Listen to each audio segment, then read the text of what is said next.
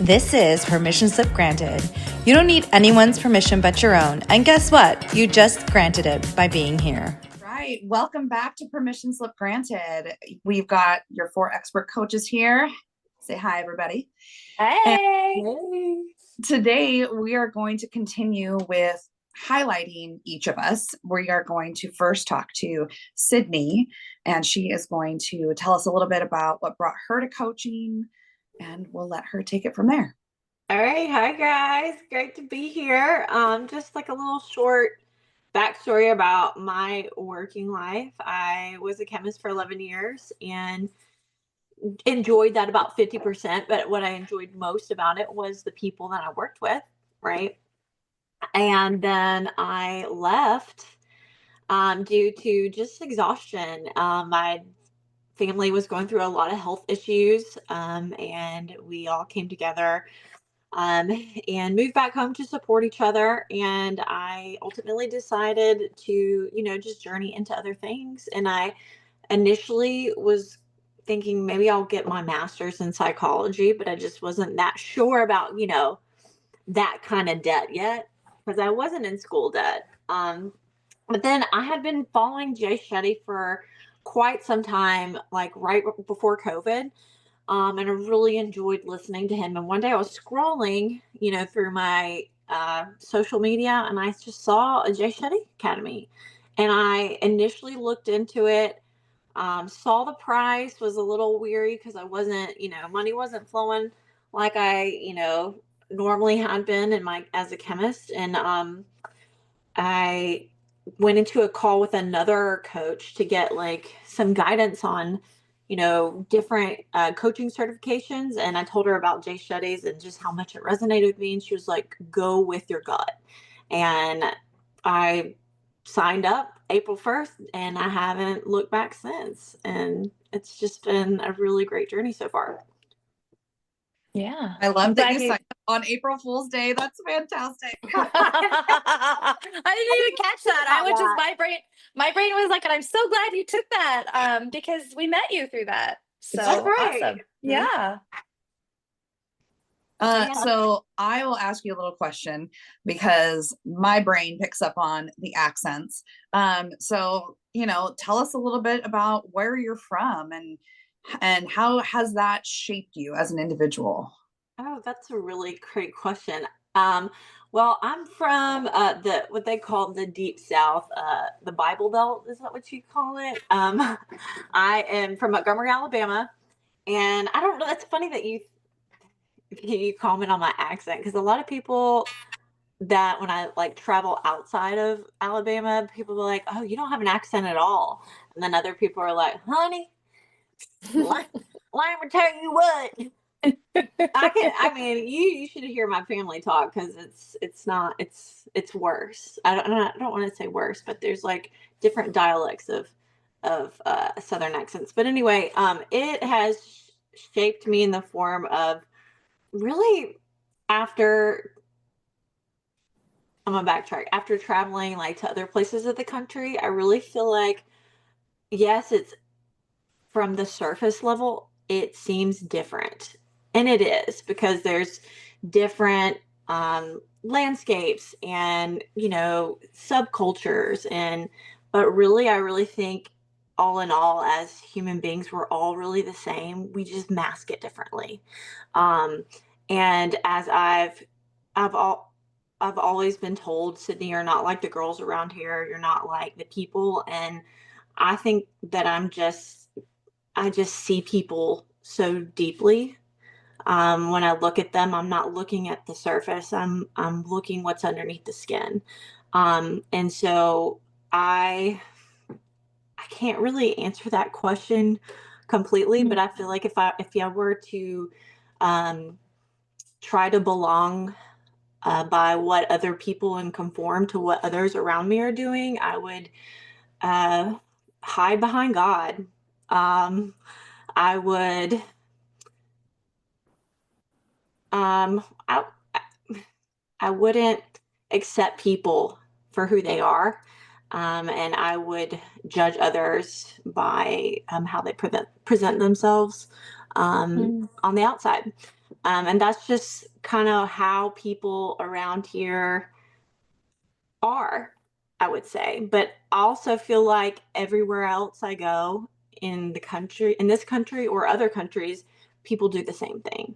It just looks differently. So, yeah, that's my answer to that question. I think that was a beautiful answer. I'll just jump in here real quick and say the biggest thing that I picked up in that is you see people under their skin. Like we're all the same if you take our skin off, right? Like Right. inside. Like so I love that that is the biggest takeaway for me in that beautiful explanation that you had. So thank you for sharing that. That was deep.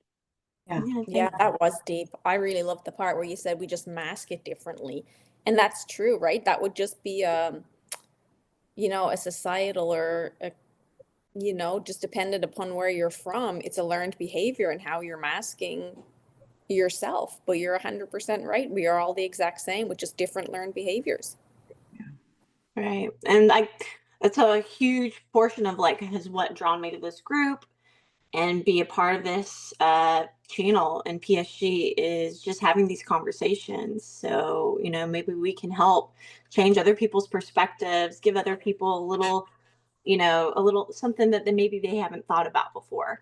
And now this month being Black History Month, something that has plagued, I guess, the South and where I was from is racism. Systemic racism is huge. And racism down here is still very much alive. And it is very much, I would say Alabama is behind the times, but really I feel like everyone is behind the times. But it just looks differently here. So come on down, come visit. Yeah.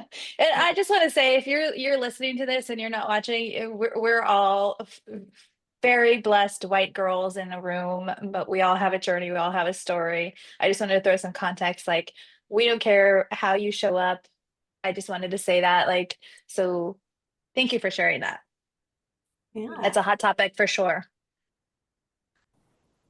Yeah. All right. Question from somebody else. Yeah, I'm kind of blown away that you are a chemist. Like, how cool is that story? Being a chemist, like, such an amazing role to play. Like, your brain can put things together. That's really cool. Was that something that you were always drawn to? Is just like putting puzzle? Because for me, chemistry is like putting a bunch of puzzles together. Like, what makes this and what makes that? So, is that something that you're drawn to? Is like by chance or? I just was really blessed in the fact that I was born in the 80s. So, like, my parents invested in the PAC program and that paid for my college. And that was just kind of a huge reason I went to college is because I knew I was blessed.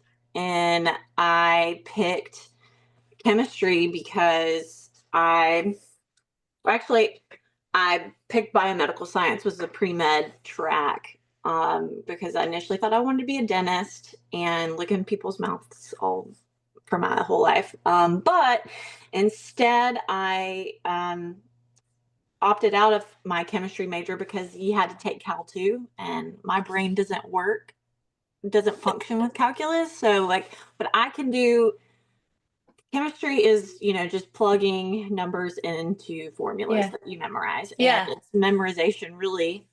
And I soared in my chemistry classes, and I don't know why. But I I danced professionally on the side after college, and I needed a way to, you know, support myself in a city, so that I picked that, and that's just kind of what I did. I don't know. It wasn't like a passion, but I did take the. I started in my mid 20s taking all of these like self-help quizzes and personality tests that kind of and career tests that kind of would tell you what to do, and a podiatrist was one of them, which kind of matched up. I guess I Yeah. enjoyed the arts and the sciences the most, but and really um a chemist was like 50 percentile, like what I would enjoy doing, which is pretty much right on the dot, because it was about 50% of the time I enjoyed it. But Yeah. that still leaves another 50% of not enjoying it. So my journey towards like, you know, life coaching is something that I just figured out on my own. But I did use like the Myers-Briggs and like, the Enneagram and all of that to learn about things about myself, those things tell you things you necessarily don't want it to admit about yourself, but is true. And it's a great tool. It's not like a whole definitive, you are this, and these are your tendencies in concrete, but it is a great tool to get to know yourself and like to work on the things, your weaknesses, but also like hone in on your strengths. And so that helped me immensely. I went to a career counselor. I was one of the first counselors. She was a spiritual guidance counselor and a career counselor, and that really sparked a journey of really getting to know myself. That's awesome. And I'm so glad that you said that last piece about them being tools, specifically the Myers-Briggs, Enneagram, all those things, because so many people will take them and that is gospel for the rest of their life, right? And Yeah. and it could be, right? I'm not going to tell anybody how to live their journey, but I think when we look at them as tools to guide us, right, and to point out, yes, the strengths, but also the growth areas that we might have. I love that viewpoint. So thank you for sharing that. Yeah, and I want to follow up with that and just remind everybody that we have autonomy if we allow it. We don't have to listen to external influences. Yeah, there might be things that guide us. Like I love tools, but at the same time, we have our own gift of discernment to decide what we get out of that message. Right. And that to me is autonomy, which I think is almost dying these days. Yeah. Yeah. I think that people are taking other professionals' projection of what they're supposed to be doing as gospel, as opposed to going inward. Because really, that other professional, that's just their insides projecting onto you. It might not connect with you whatsoever.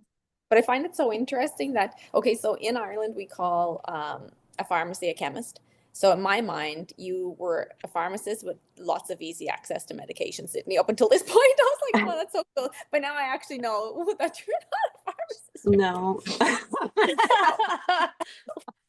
Wait. So Hillary, what do you guys call chemists in I have no idea. Really, like, really anything. Like, oh, anything. let's go down to the chemist. You got to get your stuff at the chemist. And that's what it is. So this whole time, that's what I just, in my mind, thought you were a pharmacist. But okay, so Sydney was pre-med and Kristen was pre-med. Now, I am not educated whatsoever, but I did want to be a doctor when I was younger. So I wonder, it just kind of sparking, is that something to do with healing?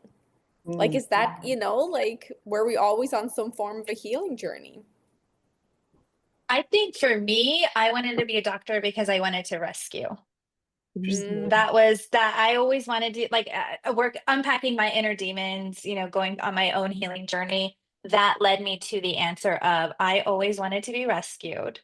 So I wanted to rescue people. And to me, that I didn't realize it obviously when I was in college and when I was doing that, but now outside of the moment, I can sense that that's what I was doing. Yeah, I agree with that so much, Kristen, because I feel that's exactly how I was. I wanted to rescue other people. I wanted to help. I wanted to like, give somebody hope to live, and really like that's what I needed. I'm gonna be silly for just a minute, but I feel like we all need capes now, and then I need superheroes going to rescue people.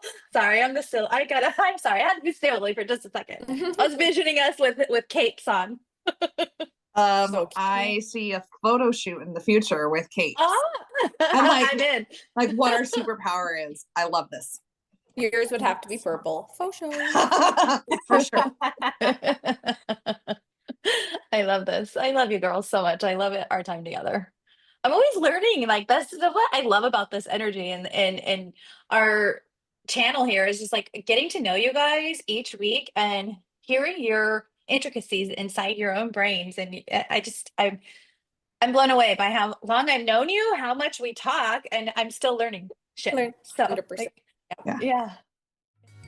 Stay bold, stay authentic, and remember, permission is already yours. Until next time.